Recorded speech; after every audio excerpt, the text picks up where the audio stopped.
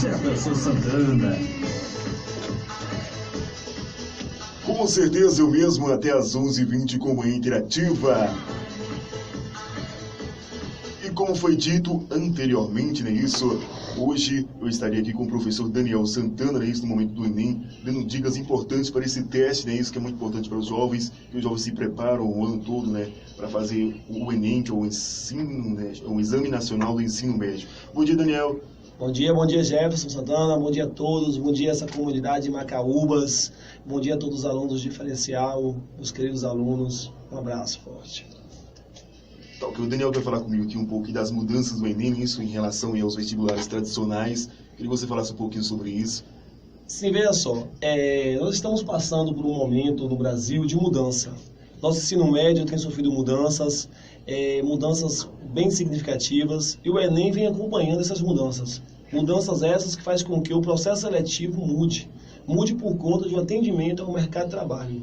Nosso mercado de trabalho hoje precisa de pessoas que não necessariamente decorem fórmulas, não necessariamente tenha um conhecimento tão técnico apenas, mas que consiga transformar o meio que está. Pessoas que consigam elaborar propostas para tomar decisões, elaborar propostas em situações de problemas. Então, as empresas têm encontrado diversos problemas e para a resolução desses problemas é necessário ter um conhecimento mais multidisciplinar. Então, os alunos têm que começar a entender a necessidade do encontro dos conteúdos. A inter-relação dos saberes talvez seja o fator determinante para a prova do Enem, que é justamente o que o mercado de trabalho exige. Então, a gente começa a entender que o Enem atende ao mercado de trabalho. O Enem vai formar profissionais para o mercado de trabalho. Vai selecionar pessoas para dentro da faculdade para poder atender o mercado de trabalho. Então, a gente entende que esse mercado de trabalho hoje, tão competitivo, precisa de pessoas dinâmicas. Então, a palavra dinâmica, versátil, polivalente, são palavras que são recorrentes no mercado de trabalho. E, para isso, é preciso ter formações mais gerais. Formação que forme, de fato, pessoas não dentro de caixinhas, que a gente costuma dizer, mas pessoas que sejam capazes de ter uma cosmovisão, ter uma visão de um todo, tenha conhecimento de partes para poder conectar e formar esse todo aí. Então, o Enem vem com desafios aí para o nosso aluno bem interessantes. Entendi. Então, mas no Enem, a gente sabe que atualmente no Enem tem algumas mudanças, né, isso? Como você falou aí agora, né, das mudanças dos vestibulares, e também os jovens hoje em dia encontram muitos desafios. Eu queria que você apontasse esses desafios aí e também colocasse uma solução para esses desafios encontrados. Danado. Então, veja só, se a gente for parar para pensar hoje na prova do Enem, comparativo com a prova de vestibular tradicional, o que muda basicamente é que o vestibular tradicional exige conhecimento técnico. Exige que você saiba a fórmula e a aplicação de fórmula dentro de exercícios e questões mais específicas. O Enem, ele já trabalha com perspectiva de competências e habilidades. O que é que muda? Não é somente saber aplicar uma fórmula, mas é saber que essa fórmula tem que estar associada a uma análise de um gráfico, a interpretação de um texto, a aplicação dentro de um contexto. Ou seja, o aluno, além de saber aquela fórmula, ele vai ter que saber fazer uma leitura de mundo. Ele tem que ter uma leitura da natureza para poder interpretar essa natureza e, a partir daí, tentar manipular. Então, a gente começa a entender que o Enem trabalha com perspectiva de habilidades e competência. Habilidade na perspectiva de saber fazer e a competência, de fato, em fazer algo bem feito. Então, a gente começa a entender que o principal desafio do aluno hoje é ele sair de um ensino médio que não trabalha com ele a perspectiva do pensar, trabalha com ele a perspectiva da criticidade, e aí trabalha apenas a perspectiva de disciplinas isoladas, e ele chegar no Enem, e essa disciplina isolada, no ensino médio ele estuda química separado de física, separado de biologia. Quando chega no Enem, ele tem ciência da natureza, um encontro dessas disciplinas. Por que isso acontece? Aí o aluno vai ter uma questão que ele não sabe discernir se é química ou física, ou biologia. Então, esse encontro de saberes que é o grande avanço do Enem.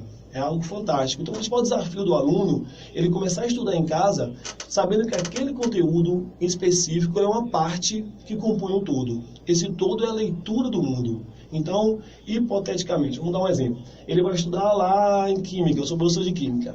Ele vai estudar lá a tabela periódica, ele vai estudar um elemento químico, ferro, por exemplo.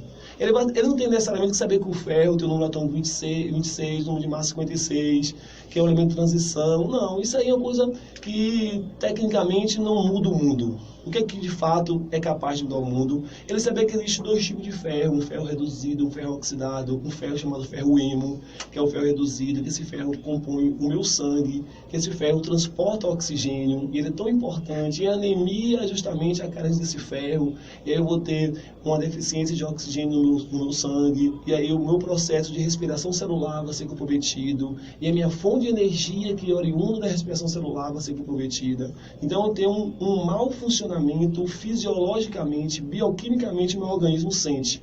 E qual ferro é responsável por isso? Aí eu entender a importância de associar o ferro com a vitamina C, que é um agente antioxidante. E aí esses termos antioxidante, reduzido, oxidado, eles deixam de ter uma dimensão específica da química e fechada dentro de uma caixinha e começa a ter uma dimensão bioquímica, uma dimensão fisiológica para o organismo. Ele começa a fazer uma leitura de uma patologia tipo a anemia, ele começa a fazer uma leitura de um quadro clínico a partir de um conhecimento em química de um tipo específico de ferro. Então, você começa a entender que é um conhecimento intercalado com outras áreas. Isso aí é fantástico, é o que de fato torna interessante o conteúdo, que a gente costuma dizer que é uma aprendizagem significativa. Isso aí que é incrível, fantástico, né? Pelo que eu entendi, então, hoje a sociedade não quer alunos, então, que decorem, alunos que aprendam, que alunos que saibam realmente o que a matéria diz, o que... Exatamente. Se você for parar para pensar, o seu professor, Jefferson, o meu professor, ele era um professor que tinha um monte de informação. Nós admirávamos ele porque ele tinha um monte de coisa decorada. Hoje o aluno não admira mais esse professor. O professor que o aluno vai admirar é um professor mediador. É um professor que consegue mostrar para ele uma formação. Porque informação, ele abre o celular e tem, abre o tablet, ele tem o smartphone, exato, o professor pensador, entendeu? Um professor que trabalha com formação, não com informação. Nós temos hoje um acesso gigantesco à informação, e o grande problema é quando confundimos informação com formação. Então, informação nós temos acesso muito fácil. Mas nosso jovem, que é tão rico em informação, é tão carente em formação. E essa formação, ela passa por vários aspectos. Assim, nós temos aí um declínio agora de um governo atual que tenta diminuir disciplinas como sociologia e filosofia. São disciplinas que estimulam o aluno a pensar. E aí nós temos cada vez mais um retrocesso, voltando para uma época no qual o conhecimento era tecnicista, no qual o conhecimento que valia era algo técnico. E a gente começa a entender que a sociedade vai encaminhando para que o conhecimento técnico seja substituído por máquinas. Mas máquina nenhuma substitui um homem pensador. Máquina nenhuma será capaz de trazer o novo. A máquina apenas é técnica, a máquina é mecânica. Por mais que isso seja algo real, a gente começa a entender que o que tem que ser valorizado, tem que ser estimulado, é uma inteligência emocional, é uma inteligência interpessoal. Meu aluno tem que ter essa capacidade de desenvolver múltiplas inteligências que só um bom professor, só uma sala de aula que é capaz de desenvolver. E o Enem é um avanço, extraordinário. Você vai observar aí a tendência, as universidades federais todas já são adeptas ao Enem, as estaduais da Bahia, a UESB ainda resiste com o vestibular, acredito que será o último vestibular. Nós temos aí a UFS, já aderiu ao Enem, não tem mais vestibular na UFS, na UESC, em Ilhéus, também não tem mais vestibular. A gente começa a observar cada vez mais vestibular mais escasso. E aí a tendência é a unificação do Enem. E vamos olhar para o Enem como uma forma de evolução. E de fato é uma forma de isonomia, é uma forma de acesso para o aluno de baixa renda, um aluno que estava à margem dessa seleção, ele consegue se expor a uma seleção pelo SISU de uma forma mais justa. Isso é a evolução. Era sobre isso que eu ia falar com você agora, né? Porque a gente sabe, né, que o Enem, vários alunos, gente até que carente, tal, essas coisas, tem muita concorrência, né? Isso volta também ao que você falou lá, essa questão de decoreba, questão de aprendizagem. Tem muita concorrência no Enem, não é isso? É isso. Se você parar a pensar hoje, é uma concorrência que chega a ser até desumana. eu tenho bons alunos, excelentes alunos, eu dou aula hoje em torno de umas 4, 5 cidades diferentes, eu tenho já uma longa jornada em sala de aula, e eu posso observar o seguinte, eu observo excelentes alunos, extraordinários alunos que não conseguem entrar na universidade. Não conseguem, não porque não são bons, não conseguem porque não tem vaga suficiente. Então existe aí a questão dos cotistas, que tenta trazer uma equiparação aí para os números, as estatísticas mostram isso, alguns são contra as cotas. Eu acredito que as cotas é algo extremamente benéfico quando ela tenta trazer uma equiparação estatística, e os números mostram que as universidades públicas estão sendo tomadas por pessoas de alta renda, pessoas brancas, pessoas que teve acesso ao ensino particular, e as pessoas oriundas de escola pública, as pessoas negras, as pessoas que hoje, infelizmente, no nosso Brasil, temos aí uma realidade que exclui essas pessoas, elas não conseguem ter acesso. E aí as cotas vão trazer essa realidade. Só para você ter uma ideia, na turma de medicina da UESB, nas primeiras turmas, todos eram exatamente 100% brancos e filhos de ricos. As primeiras turmas. Era um padrão, tinha um padrão. Quando veio a cota, metade das vagas da UESB é para cotista e metade para não cotista. A gente começou a ver o filho da empregada doméstica fazendo UESB, o filho de um servidor público que tem baixo salário, um salário mínimo fazendo UESB. Você começava a observar que tinha-se uma classe entrando na UESB que não se via antes. Começava a observar negros na UESB fazendo medicina. Isso foi algo fantástico, isso foi uma coisa linda. E essas pessoas entraram por meritocracia. E as cotas ofereceram para eles a possibilidade de poder entrar. E eles entraram dentro das cotas por meritocracia. É importante frisar isso. Hoje a UESB torna-se um curso rico, porque tem uma pluralidade e a heterogeneidade enriquece aquele curso, e isso por conta das cotas. Então as cotas é algo fantástico, é algo que realmente vem trazer uma equiparação estatística mostrando os números. No entanto, é importante saber que cota é momentânea. E precisa se trabalhar em políticas públicas para que, a médio e longo prazo, não haja necessidade de cotas. Possamos ter uma isonomia, um processo aí mais equiparado para que todos possam ter acesso e direitos iguais. Entendi. Então, para a gente poder encerrar nisso, que o papo tá bom, Paulo. Se você for falar do Enem, na verdade, 10 minutos, 20 minutos não dá, a gente fica o dia todo. Mas, então, para encerrar, eu queria que você desse dicas, então, para quem for fazer o Enem, dicas como estudar, para preparar para esse teste, que é um teste seletivo, não é isso? Um teste, como eu disse antes, tem concorrência, então é um teste de seleção. Eu queria que você deixasse aí para quem está nos ouvindo e para quem vai nos acompanhar depois no YouTube, então, como estudar, dicas aí. Então, Macaúbas e região, vamos prestar atenção a uma coisa. Eu poderia te falar, eu não posso te falar a forma do sucesso, o que você fazer, mas eu posso lhe dar várias dicas do que você não fazer. E se você não fizer o que eu te falo agora, você tem boas chances de ser aprovado. Primeiro, foco. Foco é tudo. Meu aluno quer fazer o Enem, comece a estudar pensando no Enem. Pense em Enem, respire Enem, faça simulados na internet pelo Enem. Não vá fazer provas da UESB, provas de vestibulares tradicionais, porque não tem nada a ver com o Enem. Então pense somente no Enem. Trabalhe em competências e habilidades. Disciplina. Disciplina é tudo. Então, seja disciplinado, tenha a hora de acordar, de dormir, tenha tudo programado e tenha, acima de tudo, disciplina. Disciplina significa você abrir mão, abdicar de alguns prazeres momentâneos para poder usufruir na frente. Então, você vai pensar que agora terão as raízes amargas, mas no final terão frutos doces. Então, é importante se pensar nisso aí.